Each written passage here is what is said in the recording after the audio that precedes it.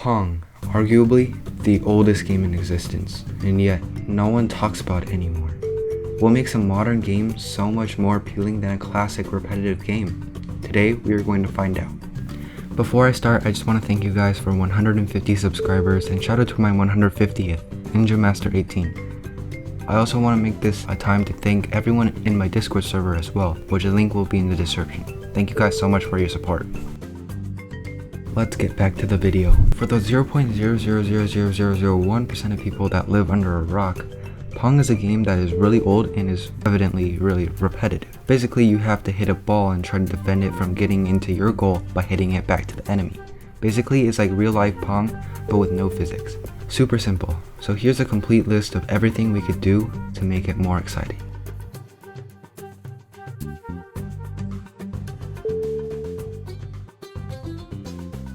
I want to mention that there are many different types of variants of Pong to try to bring it back to life, but all failed. Why? First, we've got to discuss what makes a game fun. Fun is a very perplexing topic. Everyone's fun, well, it's different. Some people have similar ideals of fun, but not everyone exactly the same.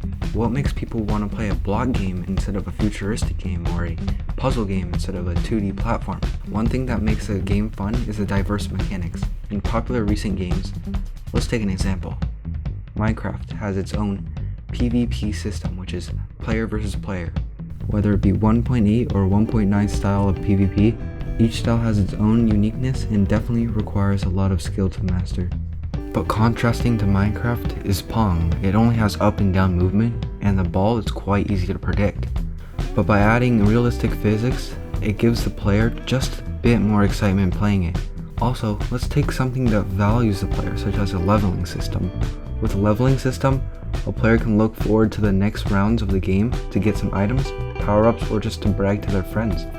Even though these might seem very generic to you because it's in almost every single modern game, there's also much more to be discussed, such as the art style, whether it's 2D realistic, Ultra HD texture, or some good old post-processing. Let's cross out some things on the checklist.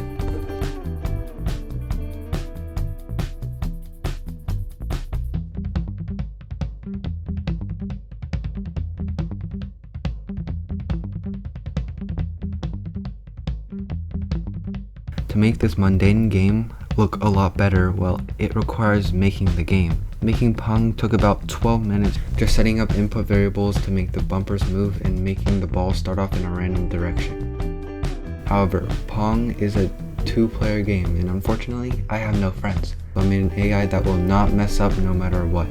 Basically, it takes the Y position of the ball and moves accordingly.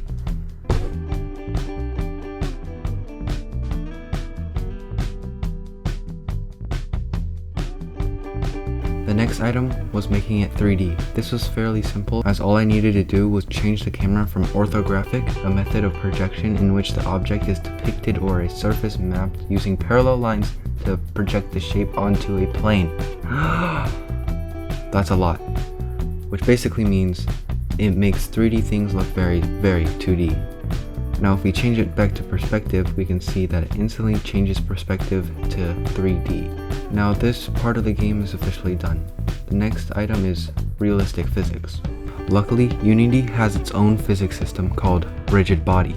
All I have to do is enable gravity and the ball should act like a ping pong ball. Perfect. The only problem is it looks insanely bad, like it has all the default materials and the skybox, which brings us to our next section, which is making the epic art style.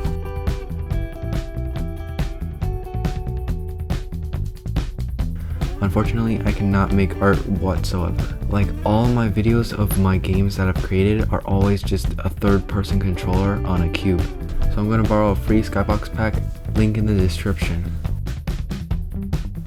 Also, add an option to either toggle slow motion or not by pressing the F key. Now the game looks so much more professional. It looks good, but it could look much better. That's where post-processing comes in.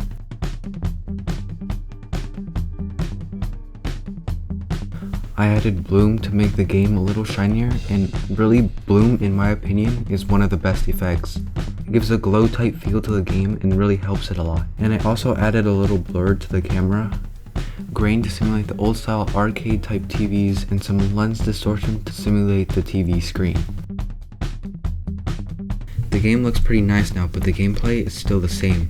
Games work the same way. By adding power-ups or abilities to click on while you are waiting for the ball, it allows for more diverse mechanics as you have to click on the power-ups while you're trying to defend the ball. It also helps the player not get bored when they're playing Pong repetitively over and over again. The first power-up is a super hit, where it just sends the ball flying at the enemy super fast. This allows the player to mess up the AI as the ball can fly way past it, scoring for the player. There's a second power-up called Freeze. Basically, it freezes the enemy bumper so it can't move for 250 game ticks.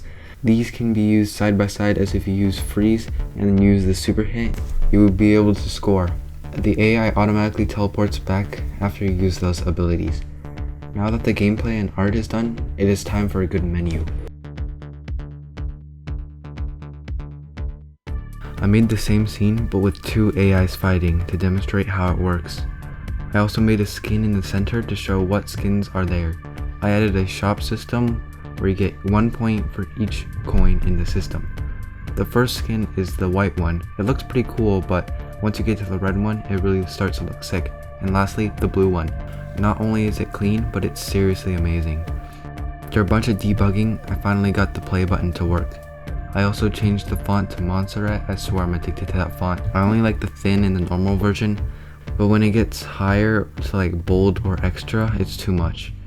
Lastly, it is time to add a demonstration of the slow motion effect in the menu. Now when you press F, it'll slow down, and therefore having the slow motion effect.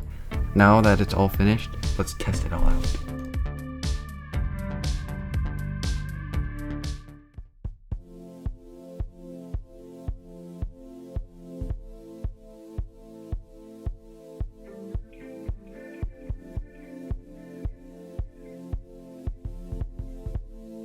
The primary function of the slow motion is just to make sure that if the ball is too fast, then you can just put the slow motion so you could see it a little better.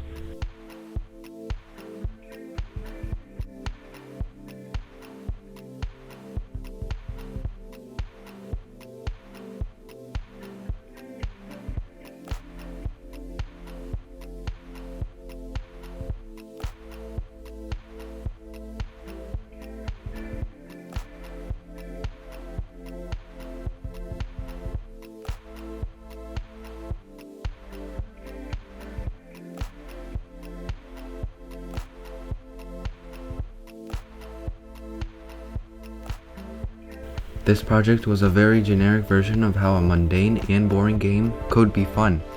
There is much more to be added since this is the simplest version of a complex game. There could be more power-ups or just more sounds in general. The video was made to shed a light on a new topic of how a game can be broken down into smaller chunks. If you guys enjoyed it, like, subscribe, and share it to your group chat. It would be very helpful. Hope you guys enjoyed, and I'll see you guys in the next one.